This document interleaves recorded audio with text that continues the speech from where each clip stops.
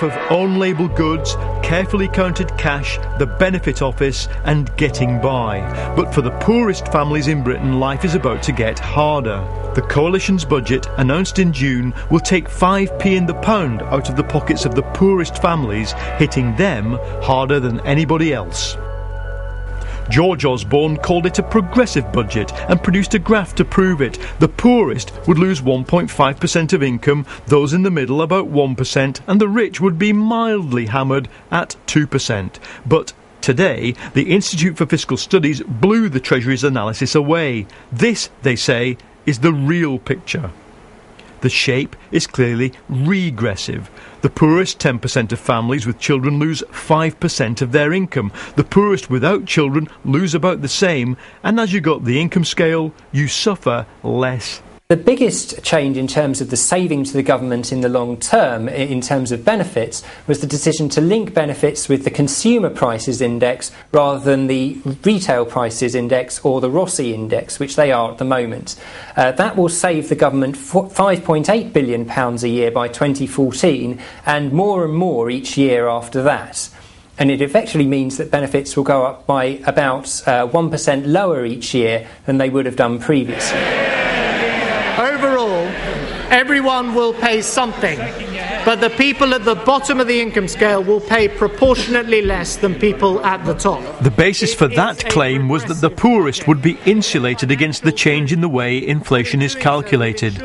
Not so, says the IFS. It's true that for a lot of benefit claimants, they're not paying mortgage payments because they're renting rather than owning their own home.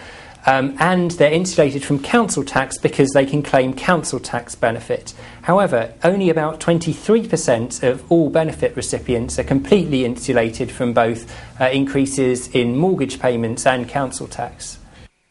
For individual groups, the impact of George Osborne's measures will be even tougher, according to the IFS. A single person, unemployed, no kids, loses 6.25% of income over the next 4 years. And as for the family-friendly budget, well, an unemployed couple with no kids loses 4.5% of their income. The same couple with children would lose 8.2% of income. They must think that by taking benefits support away from families, somehow that incentivises them to work harder. Although all the evidence is it will just push more children and families into poverty. There was a claim today from the Conservatives, yeah, but you're not counting in our cuts in corporation tax, which will help the poorest families. Come on. The fact is they are cutting support for the unemployed, they are cutting the Future Jobs Fund. The public spending cuts will make this even worse. It's a regressive, unfair budget which hits families, women and children the hardest. I don't think even Margaret Thatcher was this unfair. If the budget does hit the poor hardest, that makes things complicated legally for the Coalition. The Women's Minister, Theresa May, wrote to the Cabinet reminding them they had a legal duty to assess the budget's impact on disadvantaged groups. If there are no processes in place to show that equality issues have been taken into account in relation to particular decisions, there is a real risk of successful legal challenge. The Coalition's anti-poverty rhetoric is loud and clear. The problem is, even within the Tory party, there are competing philosophies at work. The right traditionally emphasises growth as the cure for poverty. The Cameron wing has put its money on the big society and self-help. And then there's the whole benefit reform agenda of Ian Duncan Smith. Now, even some Conservatives begin to fear the whole thing lacks coherence. I don't think it's yet contradictory. So, for instance, I think at the moment everything is synonymous. If, for instance, the neoliberal approach actually delivers growth, well, that's good. But what we need to accompany that is new measures to who gets the rewards from growth, new ways in which it's not just the people at the top who benefit, but everybody benefits. But if they don't do that thinking, then I think we are in danger of a contradictory approach. But I don't think we're there yet. Gordon Brown, when he was Prime Minister, had a very clear sense of what he thought fairness was, and it was a very kind of spreadsheet-driven view of the world. As long as the graph looked right, then that was fairness in the eyes of Gordon Brown.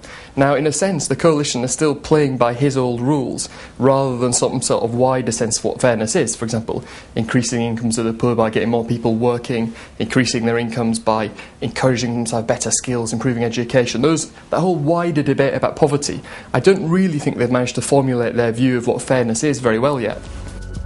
For the opposition, today's been the first day for some time where they've scented political blood in the water. For, beyond all the detail, if the IFS is right, then a major part of the Tory narrative does not add up. If there's a philosophy, it's a philosophy that getting government out of the way will somehow make our society stronger, our economy better, and incomes more equal. All the evidence is the opposite will happen. This will lead to a weaker economy, to more unfairness and inequality, to more injustice, and I'm afraid that's the inevitable consequence of what the Conservatives and now it seems the Liberal Democrats are doing. The Coalition's promise of fairness amid austerity was meant to bury memories of the Thatcher era, but somehow today they just resurfaced.